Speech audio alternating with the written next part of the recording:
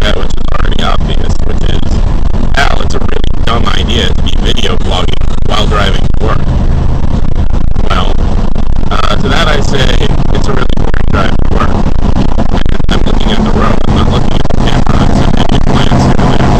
I apologize if there's a lot of noise coming from the car next door. Let me close the window. Alright, close the window. Got it. Nice and quiet now. Alright, so, as I was driving to work, I was reminded of a pretty funny story from last night. So, last night was my sister's family birthday gathering thing at the Palomino. And I had never been to the Palomino.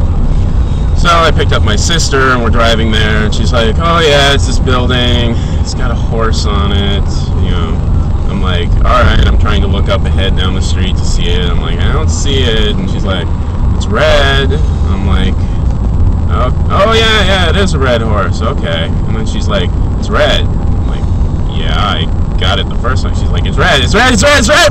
I'm like, why are you so, oh, right, the light, shit. And I like slammed on the brakes because, you know, I was running a red light. I couldn't figure out for the life of me why the hell she was so excited about it being a red horse.